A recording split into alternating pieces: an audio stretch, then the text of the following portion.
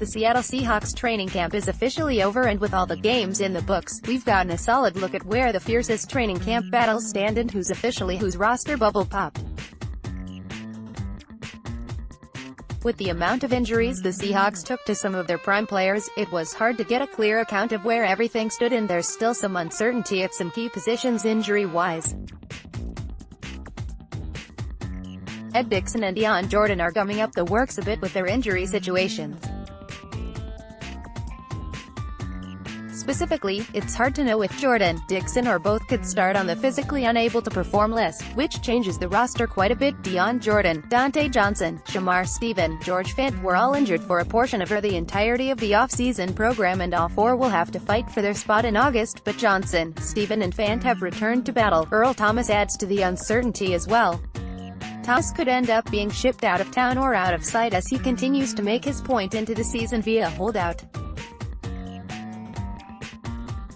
In the meantime, all the information we're going to have to project the final 53-man, and although it still has a chance to flip a bit with trades on waivers claims, we can make our final prediction. Put up or shut up time has concluded. The foundation was set during this off-season period, and all of training camp and perceptions locked into place are now impossible to undo with no more preseason games left on the slate. Some roster spots are locked into place now, and some will be hard cuts as the Saturday 4 p.m. deadline approaches, but there's nothing left to analyze. Without further ado, here's our final projection.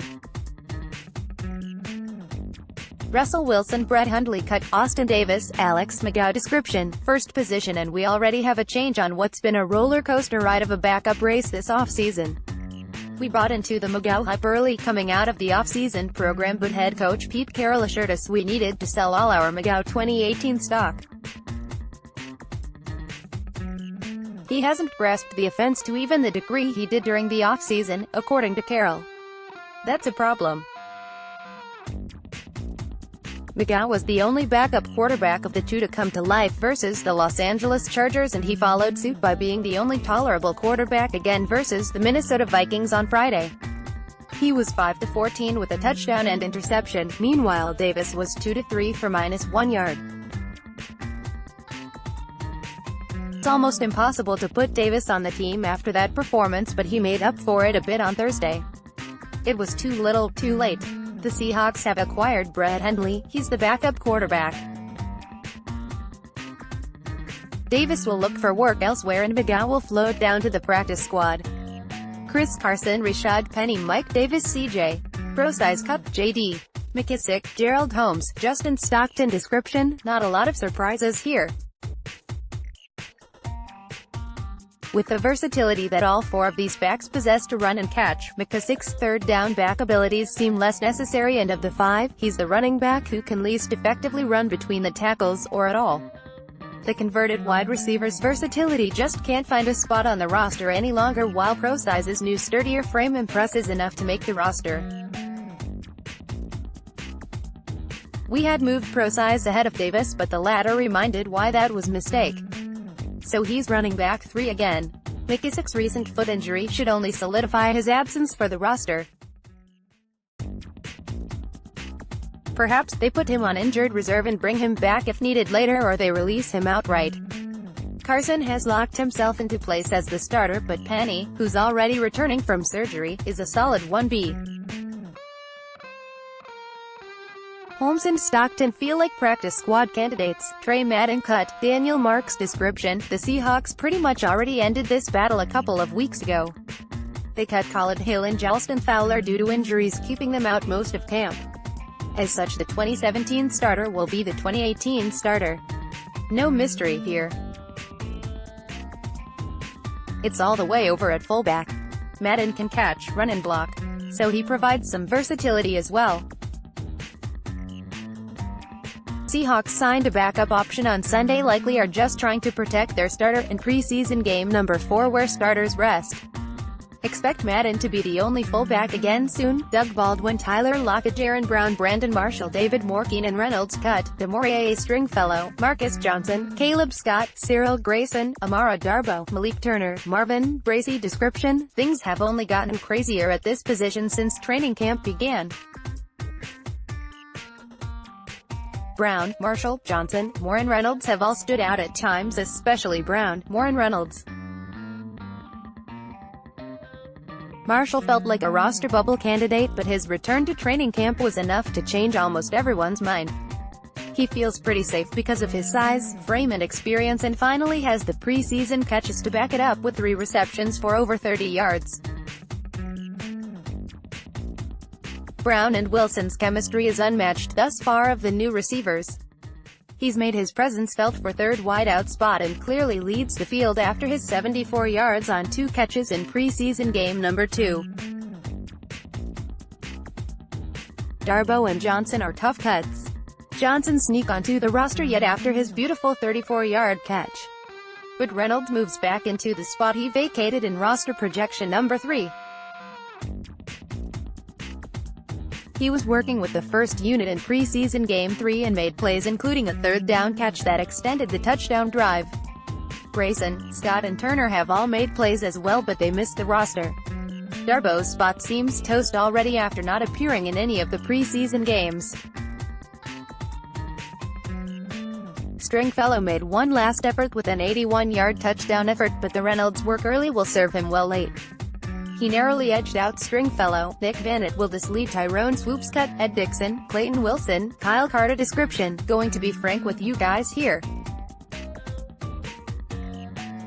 Nick Vannett should have been adjusted back into not only off the cutting room floor but the starter in the first updated roster projection. We correct that mistake last time. Dickson was the projected starter and still may work himself back in time to claim his spot, but at this point, he's just missed too much time in August to hold that spot without proof he's healed from injury. He may start the season on the regular season pup, and at this point, we're predicting that. An adjustment at tight end this time around, which allows Swoops back onto the roster. Vannett and Disley have been strong as blockers, and Vannett has gotten out and caught a few balls including a touchdown. He's much better than he was the previous 2 seasons. Dwayne Brown, Jermaine Ifedi, George Fant, Willie Beavers Cup, Jamarco Jones, Isaiah Battle description. Pretty simple stuff here. The Seahawks have spoken well of Battle and Beavers, but Brown's a former All-Pro and likely to get a new contract. The Seahawks are still high on Ifedi entering just his 3rd year, however, the penalty issues are starting to wear on them. He's safe for a roster spot, but his starting job is danger with Fant hot on his heels now. I still believe he holds Fant off. Battle's also coming strong for his spot, but ultimately, Ifedi holds him off too. Beavers has been making a hard push as the second-team right tackle while Battle was down. Battle struggles with the first unit on Thursday sink his ship. He gave a sack and 2 holding penalties that decimated a Seahawks scoring opportunity. Beavers overtakes him at the last second after battling for the spot all preseason. Jones would have made the roster, but surgery will assuredly push him to injured reserve. Ethan Pochik DJ. Flucheriso Diambo Jr. Sweezy cut, Jr. Sweezy, Skylar Phillips, Jordan Roos description, like offensive tackle, guard is fairly set too. But a few shakeups this time around. With the amount of time Sweezy's missed, it seems likelier that he doesn't make the final roster. We needed an extra roster spot, so we trimmed 3 guards off the roster and left Odiambo to rotate wherever needed.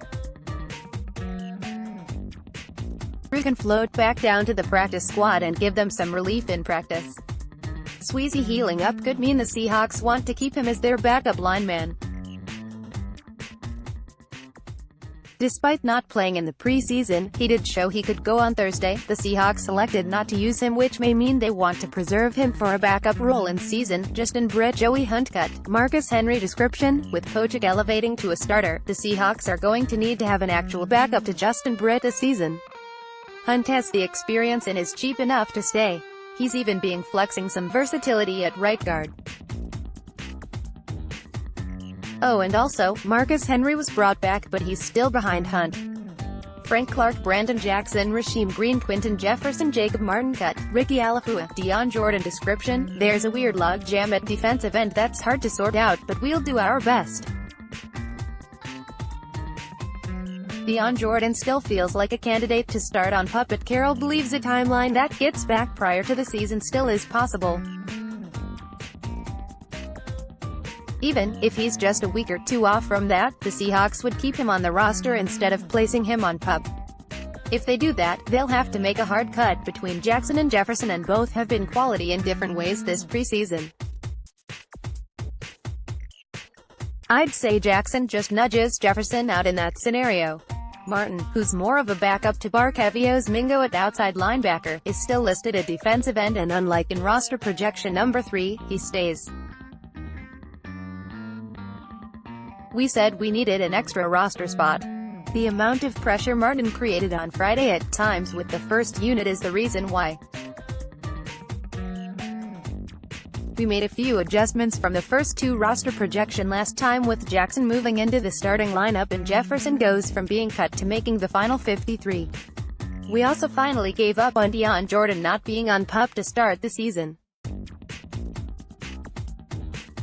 It's still unclear if that decision is wrong or not. Jaron Red, Tom Johnson, Shamar Stephen, Nazir Jones cut. Puna Ford, Joey Ivy description. We projected Nazir Jones to bust into the starting lineup, but Johnson and Stephen have been too good and Jones has been too injured for that to occur. We previously had Ford beating out Stephen, but now he's a practice squad candidate who could very well get scooped up by another team off waivers.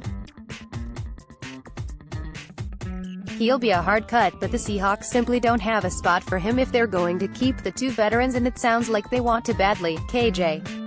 Barkevius Mingo, Shaquem Griffin, Eric Walden cut. Jacob Pugh, Josh Forrest description. Pugh has got more snaps than Martin recently, but they still don't have a place for him and need a more solid pass rusher behind Mingo at Sam linebacker, since we have Martin fill that again. Walden fills a somewhat more traditional pass-rushing role, but they need his experience as a pass rusher, and his 2 sacks from last Friday shows why.